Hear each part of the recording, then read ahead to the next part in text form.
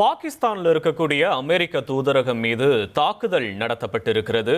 ஈரானுடைய உச்சபட்ச தலைவர் காமனி கொல்லப்பட்டதற்கு எதிர்ப்பு தெரிவித்து தற்போது பாகிஸ்தானின் கராச்சியில் இருக்கக்கூடிய அமெரிக்க தூதரகம் மீது சிலர் இந்த தாக்குதலை நடத்தியிருக்கிறார்கள். கூடுதல் விவரங்களை செய்தியாளர் ரமேஷ்குமார் வழங்க கேட்போம். ரமேஷ், வணக்கம். இந்த தாக்குதல் தொடர்பான விவரங்களை பதிவு பண்ணலாம். ரமேஷ்குமார். இஸ்ரேல் மற்றும் அமெரிக்கா நடத்திய கூட்டு தாக்குதலில் ஈரானின் உச்ச தலைவராக இருந்த அயதுல்லா அலி கமீனி கொல்லப்பட்டிருக்கிறார். அவர் கொல்லப்பட்டதற்கு ஷியா சமூகத்தை சார்ந்த இஸ்லாமியர்கள் பலரும் உலக நாடுகள் பலவற்றில் தொடர்ந்து தங்களுடைய எதிர்ப்பையும் கண்டனத்தையும் பதிவு செய்து வருவதோடு ஆர்ப்பாட்டத்திலும் ஈடுபட்டு வருகிறார்கள். அதன் தொடர்ச்சியாக தற்போது பாகிஸ்தானின் கராச்சியில் அமெரிக்காவினுடைய தூதரகம் அமைந்திருக்கிறது. இந்த தூதரகத்திற்குள் அத்துமீறி நுழைந்த போராட்டக்காரர்கள் சிலர் அந்த தூதரகத்தை சூறையாடி இருக்கிறார்கள். கற்களை கொண்டு வீசியும் கையில் கட்டைகளை கொண்டு அங்கிருக்கக்கூடிய பொருட்களை அடித்து நொறுக்கியும் சூறையாடி இருக்கிறார்கள். இன்னும் ஒரு சிலர் தூதரகத்தின் சில பகுதியை பெட்ரோல் ஊற்றி தீ வைத்ததாகவும் கூட அங்கிருந்து வரக்கூடிய தகவல்கள் தெரிவிக்கின்றன. அதாவது இந்த கமீனி கொல்லப்பட்டதற்கு அமெரிக்கா தான் மிக முக்கியமான காரணம் என குற்றம் சாட்டி அவர்கள் அமெரிக்க தூதரகத்தை சூறையாடி இருக்கிறார்கள். இதனால் அந்த பகுதியிலே ஒரு பரபரப்பான பதற்றமான ஒரு சூழல் காணப்படுகிறது. போராட்டக்காரர்களை கலைக்க பாதுகாப்பு படையினர் நடவடிக்கை எடுத்து வருவதாகவும் கூறப்படுகிறது. பாகிஸ்தான் என்பது அமெரிக்காவினுடைய செல்ல பிள்ளையாக பார்க்கப்படுகின்றது. அமெரிக்காவை எந்த தருணத்திலும் பாகிஸ்தான் அரசு ஒருபோதும் அது வெளிப்படையாக எதிர்த்ததில்லை. அப்படி இருக்கக்கூடிய ஒரு சூழ்நிலையில் பாகிஸ்தானில் அமைந்திருக்கக்கூடிய அமெரிக்க தூதரகத்தை போராட்டக்காரர்கள் சிலர் சூறையாடி இருப்பது பரபரப்பை ஏற்படுத்தி இருக்கிறது. உங்களுடைய விவரங்களுக்கு நன்றி ரமேஷ்குமார். ஈரானுடைய உச்ச தலைவர் கமனி கொல்லப்பட்ட நிலையில் இதற்கு எதிர்ப்பு தெரிவிக்கும் வகையில் பாகிஸ்தானில் இருக்கக்கூடிய கராச்சியில் இருக்கக்கூடிய அமெரிக்க தூதரகம் மீது சிலர் தாக்குதலில் ஈடுபட்டிருந்தனர். இந்த நிலையில் தாக்குதல் நடத்தியவர்கள் மேலே அமெரிக்க ராணுவம் துப்பாக்கிச்சூடு நடத்தியிருப்பதாக தகவல். இந்த துப்பாக்கிச்சூடில் தாக்குதலில் ஈடுபட்டிருந்த 8 பேர் உயிரிழந்திருப்பதாகவும் தகவல் வெளியாகி இருக்கிறது. கூடுதல் விவரங்களை செய்தியாளர் ரமேஷ்குமார் வழங்க கேட்போம். ரமேஷ்குமார், வணக்கம். இப்போ நிலைமை என்னவாக இருக்கிறது அங்க?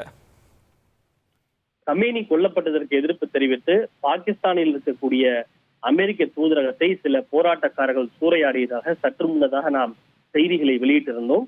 இந்த போராட்டக்காரர்களை கலைக்க பாகிஸ்தானுடைய பாதுகாப்பு படையினர் கண்ணீர் புகைகளை வீசியும் துப்பாக்கிச் சூடு நடத்தியும் கலைந்து செல்லுமாறு எச்சரிக்கை விடுத்தனர். அந்த துப்பாக்கிச் சூட்டில் தற்போது 8 பேர் வரை உயிரிழந்திருப்பதாக அங்கிருந்து வரக்கூடிய தகவல்கள் தெரிவிக்கின்றன. இது அதிகாரப்பூர்வமாக அறிவிக்கப்படவில்லை என்றாலும் அங்கிருந்து பாகிஸ்தானிலிருந்து வரக்கூடிய தகவல்கள் 8 பேர் இந்த துப்பாக்கி சூட்டில் உயிரிழந்திருப்பதாக தகவல் கிடைக்கப்பட்டிருக்கிறது. குறிப்பாக கராச்சியில் இருக்கக்கூடிய பாகிஸ்தான் தூதரகத்தின் மீது நடத்தப்பட்ட இந்த தாக்குதலுக்கு டிப்ளமேட்ஸ் பலரும் தங்களுடைய அதிருப்தியையும் கண்டனத்தையும் பதிவு செய்திருந்தார்கள். இன்று ஞாயிற்றுக்கிழமை என்பதால் பெரிய அளவிலே அங்கு தூதரகத்திலே அதிகாரிகள் யாரும் இல்லை. ஒருவேளை அதிகாரிகள் இன்று இருந்திருந்தால் அது உயிரிழப்பு வரை கூட சென்றிருக்கக்கூடும். அந்த தூதரகத்தை முற்றுகையிட்ட ஈரானுக்கு ஆதரவான சில போராட்டக்காரர்கள் பாதுகாப்பு தடுப்புகளை தகர்த்தெறிந்தும் கண்ணாடி ஜன்னல்களை உடைத்தும் கட்டைகளை கொண்டு அடித்து நிறுத்தியும் தீ வைத்தும் சூறையாடி இருக்கிறார்கள். இதனை தொடர்ந்து ஆர்ப்பாட்டக்காரர்களை கலைக்க பாதுகாப்பு படையினர் நடத்திய கண்ணீர் புகை மற்றும் துப்பாக்கி சூட்டில்தான் 8 பேர் வரை உயிரிழந்திருப்பதாகவும் சிலர் காயமடைந்திருப்பதாகவும் பாகிஸ்தானில் இருந்து வரக்கூடிய தகவல்கள் தெரிவிக்கின்றன.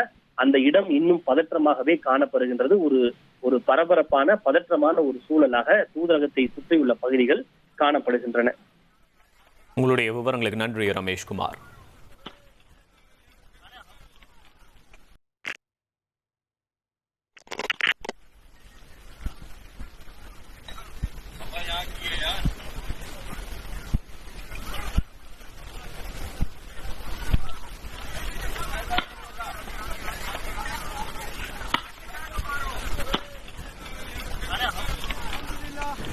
रेबर पर हमले का बदला लिया जा रहा है।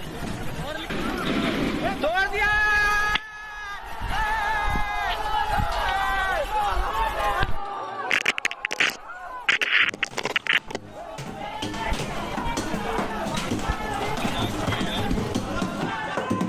உங்கள் தந்திவன் தொலைக்காட்சியில் காதலும் கலகலப்பும் நிறைந்த ஒரு புத்தம் புதிய ஃபேண்டசி தொடர் ராஜா ராணி தினமும் இரவு 8 மணிக்கு.